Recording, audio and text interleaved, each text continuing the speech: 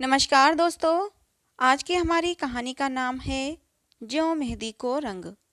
ये मृदुला सिन्हा के द्वारा लिखी कहानी है। तो चलिए दोस्तों, कहानी को शुरू करते हैं। सारी रात आंखों में बिताकर भोर के समय शालिनी की आंख लगी ही थी कि सुबह उठने की घंटी के साथ उठ बैठी। शालू की निगाहें गोद में दबे पांव पर जा अटकीं। हल्की गुलाबी सुडौल दो टांगें जिससे लगी उंगलियां ईश्वर की बारीक रचनाओं में से एक लग रही थीं। नखों के उतार चढ़ाव के कहने ही क्या, और उन नाखूनों पर चढ़ाई लाल नेल पॉलिश मानो शालिनी के सुहागिन होने का इजहार 10 छोटे बड़े गभा बनकर उन्मुक्तो स्वर में निखर निखर कर कह रहे हों। उन उंगलियों से लिपटा अपना दामन छुड़ाती उसकी नजरें थोड़ी सी ऊपर उठीं तो पायलों पर जा अटक गईं। नन्ही नन्ही सैकड़ों रीबियां लगी पायलें थीं, मीना की हुई। उन्हीं गोद में डाले निखरती निहारती शालिनी निहाल हो उठी।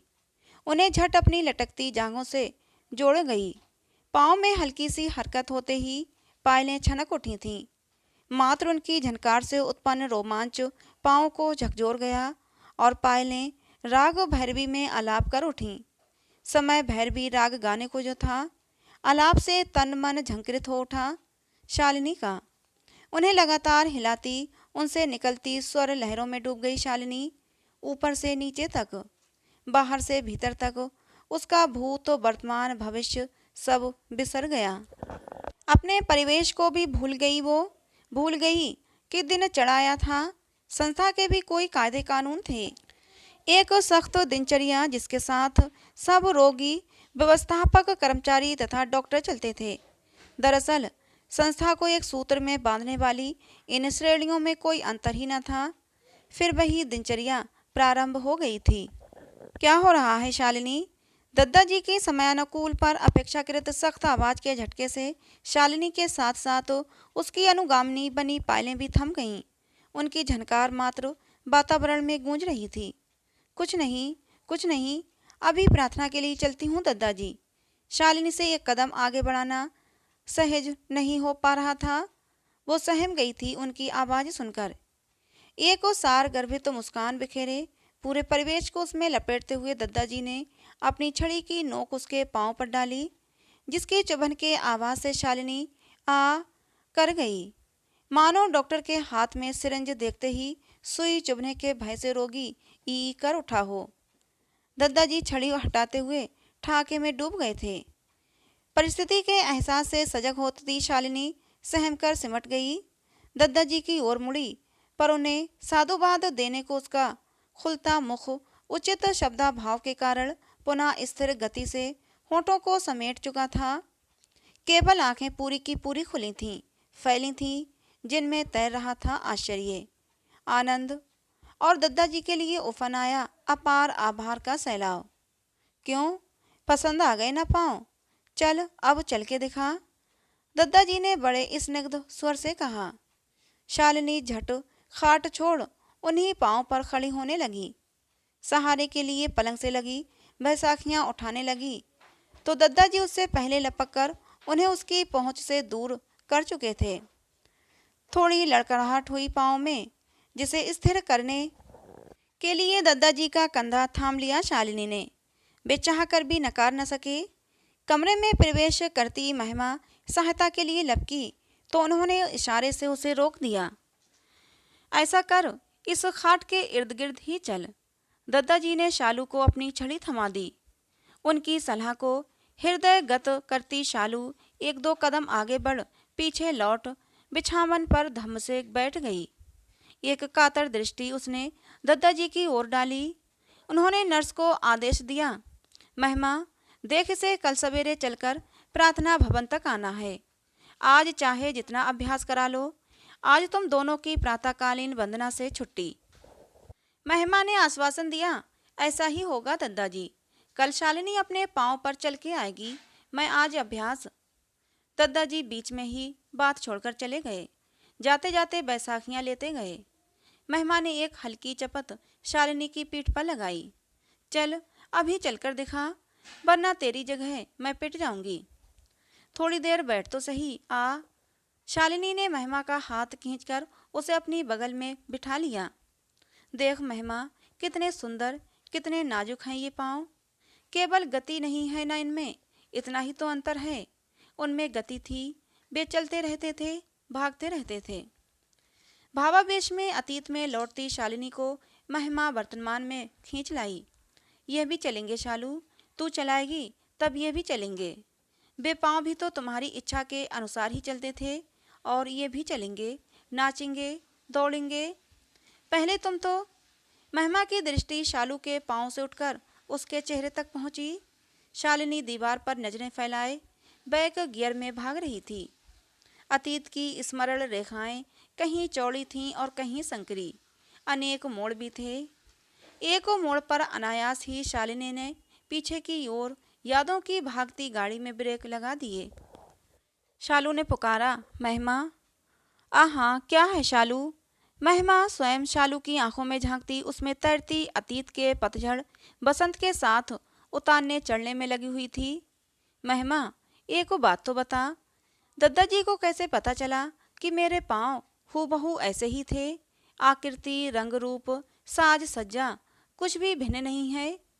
क्या दादाजी अंतर्यामी हैं, या कहीं गंगा मैया ने उन्हें स्वप्न में मेरे पैर के नक्शे दिखा दिए? इन्हें कैसे पता चला कि इतने स्वाभाविक पाँव को ही मेरी सास, मेरे पति स्वीकार कर सकेंगे? ना तो दादाजी अंतर्यामी हैं, ना गंगा मैया तुमसे छीने गए पाँव ही उन्हें दिखाने वाली है। अब उन्हें कैसे मालूम हुआ, ये तो उनसे ही पूछना होगा। वैसे हैं तो वे अंतर्यामी ही। असली पाँव की रूपरेखा पूछ ही लेते हैं, किसी के रिश्तेदार से तो किसी रोगी से ही। उनकी पूरी कोशिश होती है कि पाँव भी असली पाँव की तरह ही दिखें। पुराने पाँव की कहानी तो तुम्हें मालूम है ना? शालिनी ने धीरे से पूछा।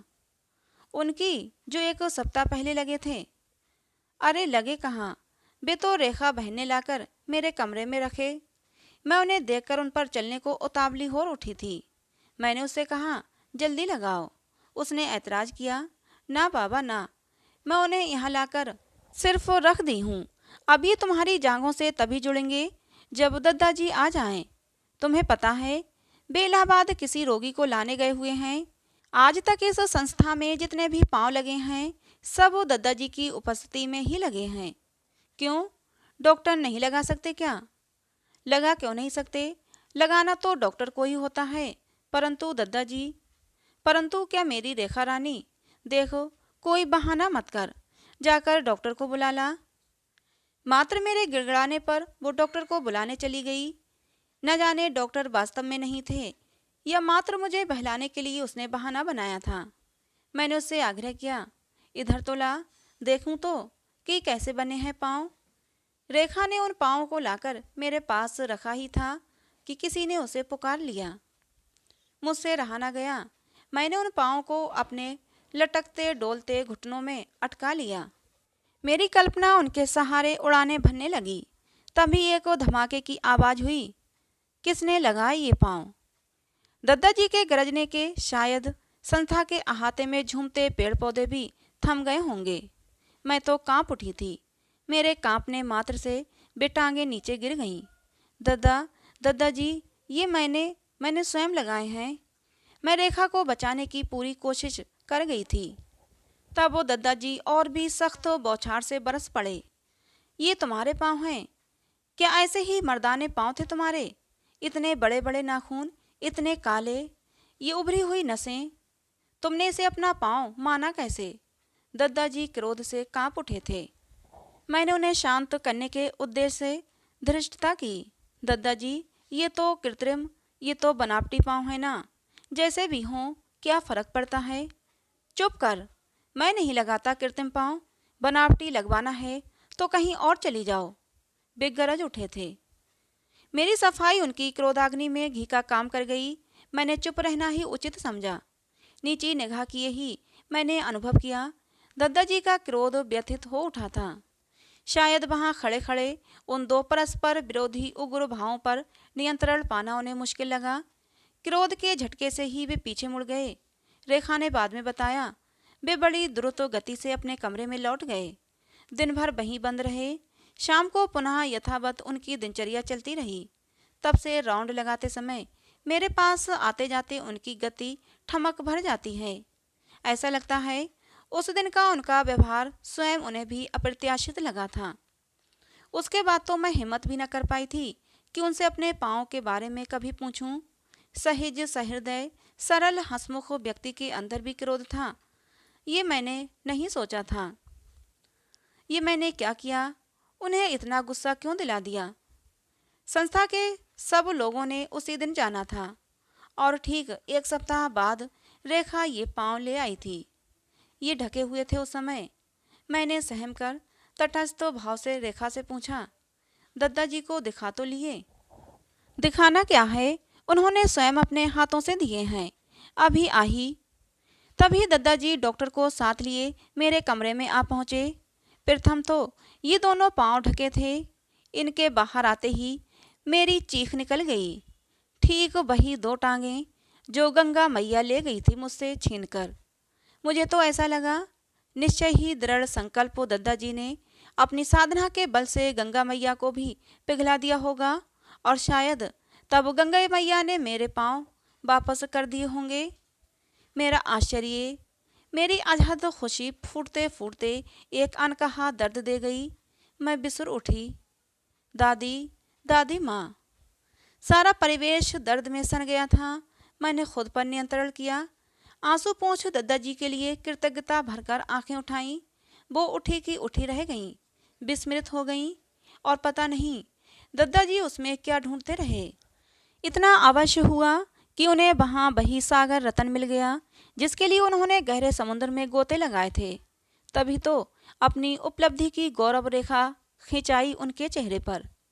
वे मेरी पीठ थपथपा बड़ी तत्परता से डॉक्टर से बोले, रुक क्यों गए, लगाओ ना। कुछ दद्दा की नज़रों में खिलते झड़ते पुष्प बटोर कर अपनी आंखों के कटोरे में भर डॉक्टर भी आह्लादित हो भीग उठा था। मुझे पाँव पहनाने लगा। मैं उन्हें पहन मंत्र मुग्धों सी निहार रही थी। घुटनों में थोड़ी सी हरकत से पायल गुनगुना उठी। दद्दा जी फट पड़े, बोले, बजने दो, रोको मत। अकस्मात मैंने दांतों पर दांत बिठा उन्हें रोक लिया। उनका कहा न माना, क्या पता उन्हें बुरा लगा हो। भारी मन से ही सब दद्दा जी के पीछे बाहर चले गए। मैंने सोचा शायद दद्दा जी गुस्सा हो गए, लेकिन नहीं, वे तो आज फिर आए, कल फिर आएंगे। मुझे पता है महिमा, वे फिर आएंगे। लेकिन मैं इन्हें तब तक नहीं बजने दूंगी जब तक। दिन के भोजन के लिए भोजनालय से घंटी की आवाज आई। महिमा की तंद्रा भंग हुई। वो शालिनी के साथ उसी के अतीत से जाने क्या ढूंढ रही थी। शालू, 10 बज गए, चल तुझे कुछ खिलाऊं। महिमा थोड़ी घबरा सी गई। शालिनी ने बड़ी निश्चिंता से दर्शन बघारा। जल्दी भी क्या है महिमा, खाऊंगी पीऊंगी चलूंगी, शायद दौड़ूंगी भी, लेकिन चल बड़ी दार्शनिक बनी है, चलने का भी अभ्यास न किया और मुझे भी फंसाए रखा। मैंने फंसाया? साश्चर्य से पूछ बैठी शालिनी। और क्या, बड़ी तत्परता से शिकायत थोपते हुए महिमा उसे उठाने लगी। थोड़ा अभ्यास कर ले, फिर कुछ खाएंगे। उन दिनों पूरी संस्था का ध्यान इलाहाबाद से उठकर लाए गए यूनिस मियाँ ने खींच रखा था। चर्चा यही थी कि पिछले 5 वर्षों में संस्था के जीवन काल में वहाँ ऐसा कोई रोगी नहीं आया। उसके दोनों हाथ और दोनों पांव नहीं थे। हाथ कोहनियों से ऊपर और पांव घुटनों से ऊपर तक। सिर से जुड़ा मांस का लोथड़ा भर लगता था उसका पूरा शरीर। इसके अंग कैसे बनेंगे, शीघ्र ही प्रश्न उभरा था। डॉक्टर से रोगी तक, व्यवस्थापक से कर्मचारी तक के मन में। और यूसुफ मियाँ थे कि देखते देखते चंद दिनों में ही अपने परिवेश से अनेक परिवर्तन बटोरकर शरीर के अंगों को आभूषित कर लिए थे। चेहरा गुलाबी हो रहा था, आंखों में एक अजीब आशा की चमक आ गई थी। बचे हुए थुलपुल शरीर को पूरी ताकत से हिला नतमस्तक हो जब कभी पास से गुजरने वालों को अदा बर्ज अथवा खुदा हाफिज करते तो सामने वाला अपनी तरल आंखों को छुपाते हुए होठों को थोड़ा फैला के अवश्य उनके जवाब देने के लिए बाध्य हो जाता। कैसे हो यूनिस भाई, कहता हुआ चलता बनता। जब तक यूसुफ मियाँ अपना बदला हुआ हाल दिल बयां न करते, जागती हुई जिजीविशा की झलक उसे दिखाते, बुझ जा चुका होता। जीने के प्रति यूसुफ मियाँ की जागती हुई लालसा की अंगड़ाइयाँ खुली नजरों से देख सकने की किसी में हिम्मत ही नहीं थी। फिर वो कैसे उसके पास जाकर रुकते, बैठते और बातें करते, उससे भी पहले सलाम ठोंकते, उसकी जिजीविषा की सुप्त चिंगारी को अपने दृढ़ विश्वास की फूंक से सुलगाते रहते। वे इस संस्था के संस्थापक दद्दा जी ही थे। उन्होंने उसे पूरा विश्वास दिलाया था कि तुम्हारे अंग बनवा कर रहूंगा। दद्दा जी, कहीं मेरे हाथ पांव न बन पाए तो? यूसुफ मियाँ, उधर देखो। दद्दा जी उसे दीवार पर लिखी पंक्तियों में अटकाकर चलते बनते। यूसुफ मियाँ धीरे धीरे पढ़ने की कोशिश करते। मुंह का मुंह, बा चा ला, दो तीन शब्द ही घसीट पाते कि दद्दा जी जा चुके होते थे। बार बार अभ्यास से उन दो पंक्तियों को पढ़ने में लगने वाला समय काफी कम हो गया था। एक दिन पूरा दोहा एक सांस में पढ़ उन्होंने अपने बगल वाले व्यक्ति से अर्ज किया, अल्बर्ट भाई, इस शेर में क्या फरमाया है शायर ने? अल्बर्ट बड़े अहंकार से कंधे उचकाता हुआ पूरी दो पंक्तियों को बिना देखे पढ़कर उगल गया। बार बार सुने अर्थ भी सुना गया, जिसे हृदय संगम करने में यूनिस मियाँ की कई नमाजें गुजर गईं। फिर क्या था, दोनों ने मिलकर सस्वर उन पंक्तियों का पाठ किया। पूरे हॉल के रोगी, साफ सफाई करते कर्मचारी, सेवा शुश्रूषा करती नर्स बहनें और आने जाने वाले लोग भी उनका साथ दे देते। मूक कोई बाचाल, पंगु चढ़ी, गिरिबर गहन, जासू कृपा सो दयाल, दिरबऊ सकल कलीमल दहन। यूनिस मियाँ की मनस्थिति अप्रत्याशित ढंग से प्रगति कर रही थी। सांध बेला थी, सूरज पश्चिम में लाल हो चला था। मुख्य भवन के पीछे मैदान में रेखा और महिमा शालिनी को नए पांव पर चलने का अभ्यास करवा रही थीं। रोगियों के मुख्य हॉल की खिड़की से लगा मैदान है। खिड़की के सामने अपने बिछावन पर बैठे यूनिस मियाँ नमाज पढ़ रहे थे। नमाज की अंतिम प्रक्रिया पूरे करते करते उन्होंने आंखें खोलीं। सामने दो सफ़ेद परियों के बीच एक हरी परी पर उनकी नजरें ठमक गईं, जिसकी मांग में सिंदूर और ललाट की सुर्खो लाल बिंदिया उन तक अपनी लालिमा बिखेर रही थी। पाँव की लड़खड़ाती गति से उन्होंने सही अनुमान लगाया, इसके पाँव शायद हाल ही में बने हैं। उनके अंदाज में 23-24 बरस की छरहरी गौर बदन वाली सुंदर युवती किसी संपन्न घराने से थी। संभवतः निकाह के बाद ही इसके पांव कटे होंगे। क्या गुजरी होगी तब इसके पति पर। उसके पति का दिल तोड़ने वाले आधुनिक द्रुतगति वाहनों को ही कोसने लगे यूनिस मियाँ। ये रेलगाड़ियाँ, मोटरें, बसें, ये कल कारखानों में लगी मोटी मोटी दानवाकार मशीनें, जहाँ एक और हमारी सुविधाएं बढ़ा रही हैं, वहीं असंख्यों की पूरी जिंदगी हड़प रही हैं। पाँव कटने से कहीं इसकी जिंदगी की शुरुआत ही अंत न बन गई हो। क्या पता इसके पति के दिल में खुदा ने मुरब्बत दी भी है या नहीं। यूनिस मियाँ हथेलियों की बजाय आंखें पसार परवरदिगार से उस हसीना के लिए दुआ और उसके पति के लिए धैर्य मांगने लगे। तभी मैदान में गूंजती एक खिलखिलाती गिड़गिड़ाहट ने उनका ध्यान भंग किया। नजर उस आवाज तक पहुंचते ही वे आज्ञा देने के लहजे में चिल्ला पड़े, नर्स, ओ नर्स, पकड़ लो उन्हें। रहमदिल यूनिस मियाँ का बचा हुआ शरीर दौड़ने की पूरी प्रक्रिया संपन्न कर चुका था। ये देख महिमा और रेखा की हंसी फूट गई। यूनिस मियाँ झेप गए। उन्होंने झट से मैदान की ओर पीठ कर ली। वे थोड़ा अलग हटकर शालिनी को हिला डुलाकर छेड़ रही थीं।